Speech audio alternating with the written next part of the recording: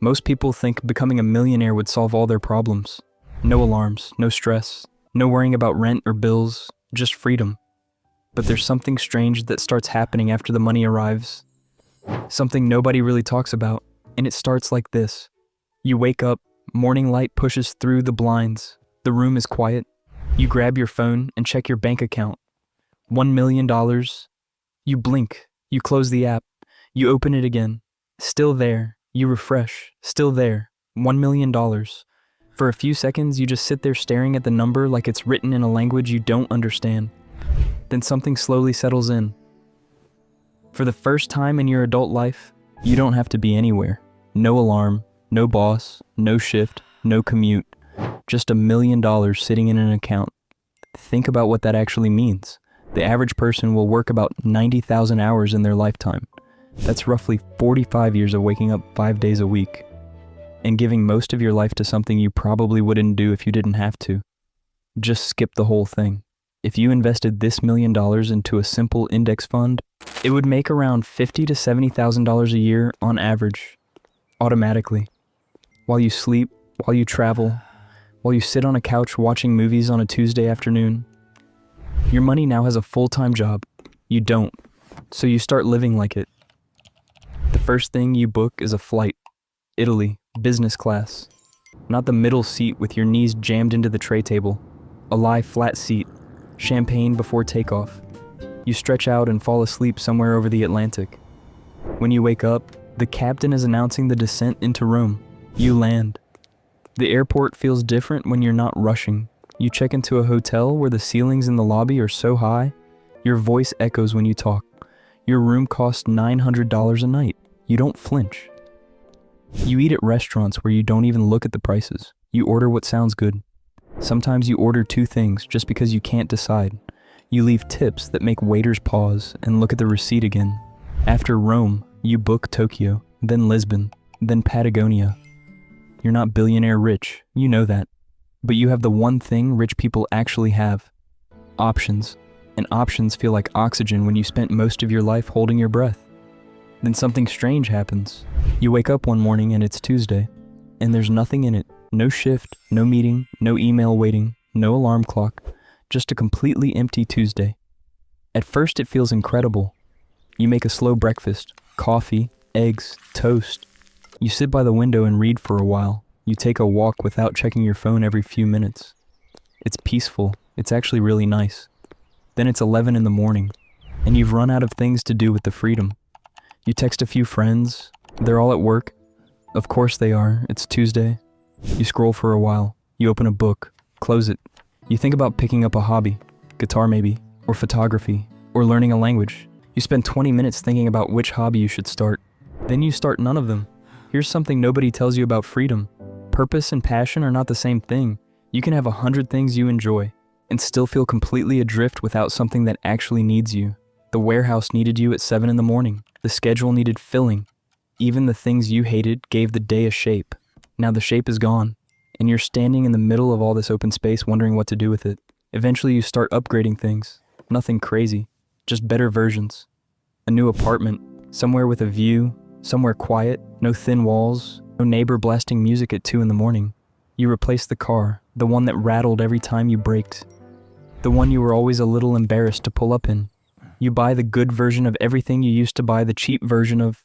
The mattress, the coffee, the headphones, the winter coat. None of it feels extravagant. It just feels like life, the way you always assumed it was supposed to be. For a few weeks, everything feels exactly how you imagined it would. And this is the part nobody really talks about. The money doesn't just change your life, it slowly starts changing the people around you. The first thing happens when a cousin you haven't spoken to in 3 years calls. Wednesday afternoon. He says he was thinking about you, wanted to catch up. How's everything going? Talk for 10 minutes. You already know where it's going. He has an idea, business opportunity. Just needs a small investment to get it off the ground. He says he'll pay you back double. You tell him you'll think about it. He calls again 4 days later. Then the dinner thing starts. Every time the check comes, there's a pause, a very specific pause. Everyone suddenly becomes very interested in their phone, or the ceiling, or literally anything except the bill sitting in the middle of the table.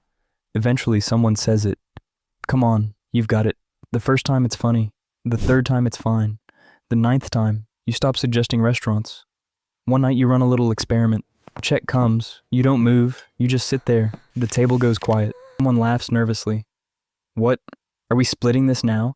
You shrug. Nothing dramatic happens. Nobody gets angry. The bill gets split. Everyone goes home. But something in the room felt different after that, like a tiny crack in something invisible. And once you notice it, you start seeing it everywhere. The way people introduce you at parties, the way conversations shift when someone finds out about the money. There's a version of you that existed before the number, and a version after, and you're the only one who can feel the seam between them. Sometimes you catch yourself editing the truth, saying things like, "I'm between things right now," instead of explaining, not because you're embarrassed, but because the truth changes the temperature of the room, and you're tired of managing it. Then there are the trips you weren't invited on. Friday night, a photo drops in the group chat, 5 of your closest friends, somewhere warm, everyone's smiling. You stare at the photo for a minute. No explanation, no fight, just a quiet understanding. You've become something different to these people. Not someone they dislike, not someone they hate, just someone who changed the math of the group. Later you go back to the coffee shop you used to visit when you were broke. Same seat, same order, same barista who always misspells your name. She misspells it again. You sit there for a while. The sunlight hits the table exactly like it used to. The espresso tastes exactly the same. But you feel like a tourist, like you're visiting a version of your life that still exists, but doesn't quite belong to you anymore. That night your mom calls. She asks if you're eating enough, tells you about a bird that keeps getting into her garden. For a few minutes everything feels normal again. Then she mentions your brother. Behind on his mortgage, car trouble. She's not asking for help. She would never ask. But you hear it. You send him the money the next afternoon. More than enough. Way more than enough. He doesn't call. At the next family dinner, he sits at the far end of the table, talking to cousins, talking to your aunt, anyone but you, when you try to catch his eye. He looks at his plate. He leaves before dessert. Doesn't say goodbye. Late that night, you end up sitting outside. The sky is the same sky you used to stare at from the roof of your old apartment building. Same stars, same silence. Nothing about the sky changed. Everything underneath it did. The money is real. The freedom is real. You wouldn't go back, not for anything. But you thought the arrival would feel like arrival, like there would be a moment where everything finally clicked into place, where the math balanced, where the wanting stopped. That moment hasn't come. Maybe it doesn't come. Maybe wanting is built into being human, and the object of it just changes shape depending on what you have. You sit with that thought for a while. The night is quiet. Your brother won't look at you.